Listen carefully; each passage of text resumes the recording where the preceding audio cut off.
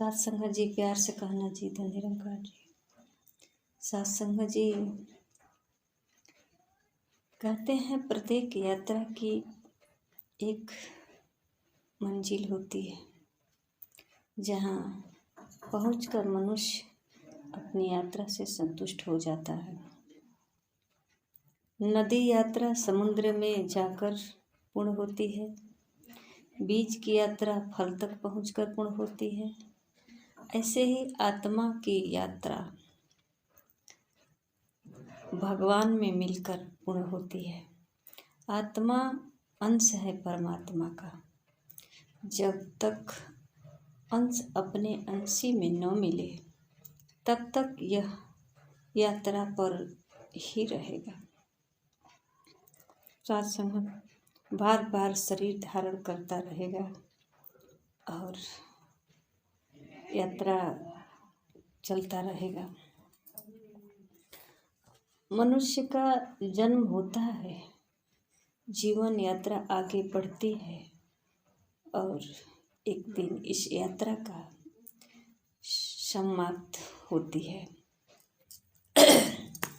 यह यात्रा अत्यंत महत्वपूर्ण है क्योंकि जीवन की यात्रा को आम रेल यात्रा से जोड़कर देख ले। इस यात्रा में भी आसपास परिचित अपरिचित सहयात्री होते हैं जिनके साथ ही यात्रा प्रेम या द्वेष रखते हुए समाप्ति की जा सकती है। सत्संग जी, सहयात्रियों से लड़ने झगड़ने से यात्रा का आनंद समाप्त हो जाएगा। इसी तरह जीवन की यात्रा में जो परिजन मित्र सखा और अन्य लोग मिले, इनके साथ प्रेम पूर्वक जीवन यात्रा चले तो ही यात्रा सुखद और आनंदमयी हो सकती है। सत्संग जी कहते हैं मनुष्य जीवन के खत्म होने से पूर्व ही जीवन मुक्त होना होगा। यही मानव जीवन का उद्देश्य है। बाद में तो केवल फल भोगना है। नई यात्रा पर निकलकर जीवन मुक्त होने के लिए वह विद्या प्राप्त करनी है जो मुक्त कर सके। ब्रह्मज्ञानी अष्टावक्र के शब्दों में सत्संग जी विद्या या विमुक्ति, विद्या वह है जो मुक्ति दिलाए। आत्मा स्वयं मुक्त है, इसे मुक्ति के लिए कहीं भटकना नहीं है।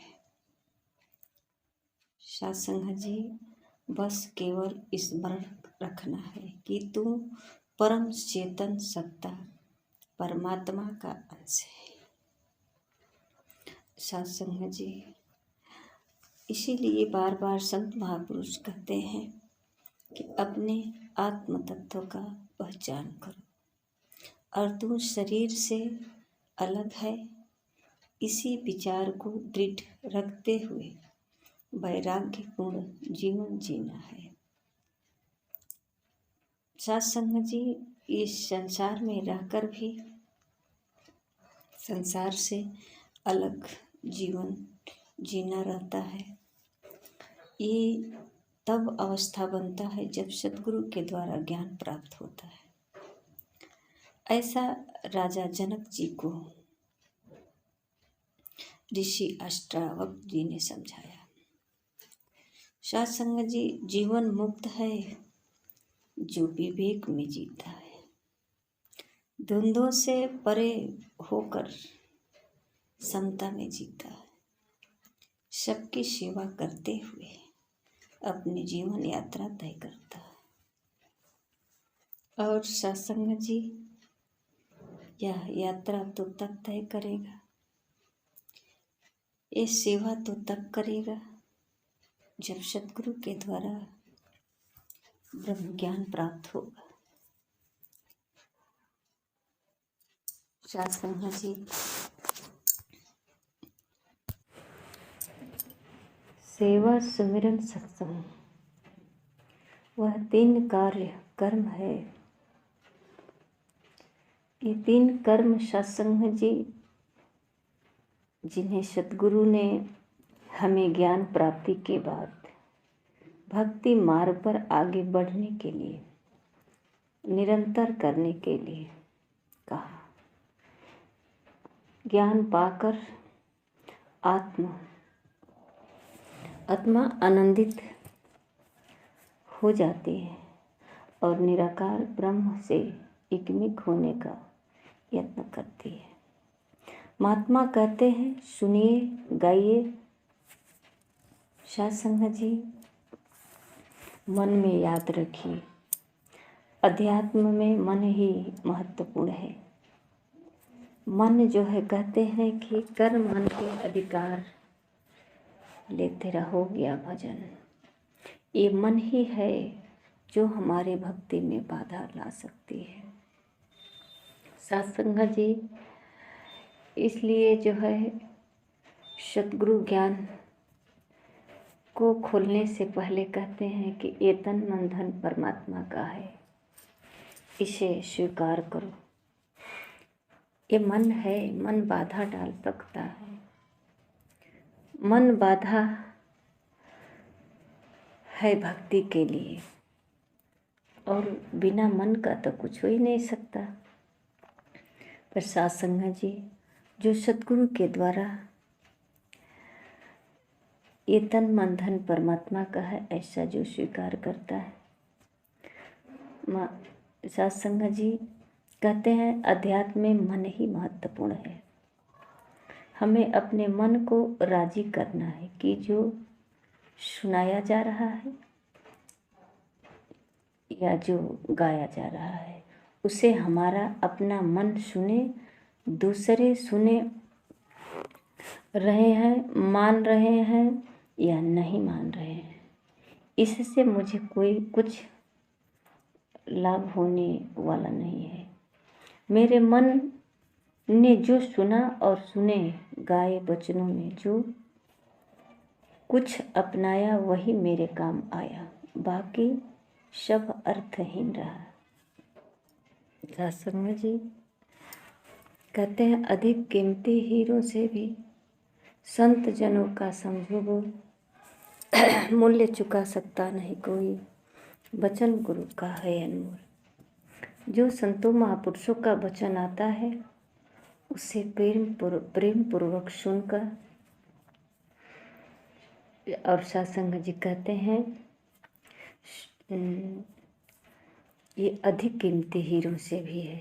इसका कीमत सत्संग जी वही जान सकता है जो इन वचनों को सुनकर अपने कर्मों में उतारता है। कहते हैं मान इन्हें जो इन पर चलता है वह नरमुक्ति पाता है। जो इसे मान कर अपने जीवन में उतार ले कर्मों में, सत्संग जी कहते हैं मान इन्हें जो इन पर चलता वह नरमुक्ति पाता है। स्वयं में तो तरता ही है जग को पार लगाता है। सत्संग जी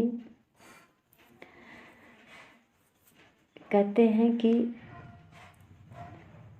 सत्संग में सत्य का संग और संत समागम में संतों से मिलन का सौभाग्य प्राप्त होता है। संत समागम हमें यह अवसर प्रदान करता है कि जो कुछ मैंने सुना समझा उसमें से अपनाया कितना, यह पता चल सके। मेरा कर्ता भाव, मेरा अहंकार कि मैं भी कुछ हूँ, मेरी चतुराइयों चालाकियों वाली प्रवृत्ति में कुछ अंतर आया या कभी भी मैं वैसा ही हूँ। सत्संग जी जैसा मैं गुरु चरणों में आने से पहले था, संत समागम में जब सतगुरु के चरणों में अपने आप को गवा चुके संतों के दर्शन होते हैं, तब जाकर मुझे एहसास होता है कि मैं तो गंवाने की बजाय स्वयं को गिनवाने में ही लगा। आइए सत्संग जी, इस संत महापुरुष के साथ हम इसलिए रहते हैं, ये हमारे आईना के समान होते हैं। सत्संग जी, जब हम इनके साथ होते हैं, संतों के संग होते हैं, तो सत्संग जी हमारा अपना स्वभाव का परिचय होता है कि हम अपने स्वभाव में कितना परिवर्तन लाए हैं। क्या जो कर्म बताया जा रहा है, जो शिक्षा दी जा रही है, हमने उसमें कितना % अपनाए हैं। सत्संग जी, ये संतों महापुरुषों का संग करने से मन साफ होता है, मन में किसी प्रकार का विकार नहीं आता है, मन सुंदर होता है। और सत्संग जी हमें सेवा करने की प्रेरणा मिलती है, शक्ति मिलती है, समझ मिलती है। सबके साथ प्रेम पूर्वक रहना और आनंदित रहना, हर पल कैसे सुमिरन किया जाएगा, अंग संग कैसे परमात्मा को महसूस किया जाएगा। सत्संग जी, इस संतों महापुरुषों के बीच ही सब ये अवसर मिलता है। तो आइए सत्संग जी, हम सद्गुरु के द्वारा ज्ञान प्राप्त करके संतों महापुरुषों के साथ रहकर अपने जीवन को व्यतीत करें। सत्संग जी, हमें सेवा सुमिरन सत्संग की तलब लगे, इसकी प्यास जगे, इसके प्रति हमारी दीवानगी बढ़े, हमारी लगन। सत्संग जी, ताकि मेरा भी जीवन आठों पहर आनंद में रहे। कहते हैं कि धर्म ही सेवा का है। हम तमाम धर्मों में फंसे हैं, पर मानव का धर्म सेवा है। और सत्संग जी, सेवा से अकड़ नहीं आता है, अहंकार नहीं आता है, अहंकार होना भी नहीं चाहिए, नहीं तो सभी सेवा हमारा व्यर्थ चला जाएगा। सत्संग जी, सेवा जो है निस्वार्थ होना चाहिए, लगन से प्रेम से होना चाहिए और परमात्मा का एहसास में होना चाहिए, सद्गुरु का एहसास में होना चाहिए। सत्संग जी, ये हमें संतों महापुरुषों से अवसर प्राप्त होता है, ये हमारे लिए मार्गदर्शक होते हैं। जब कभी भी मिलते हैं तो सत्संग जी, एक बार सद्गुरु से सत्संग जी, अगर हम संसार के कार्यों में भूले रहते हैं तो संत महापुरुष जो है तार जोड़ देते हैं सद्गुरु से और हमेशा जुड़े रहने के लिए हमें प्रेरणा देते हैं, हमें सिखाते हैं, समझाते हैं। सत्संग जी, अपने जीवन की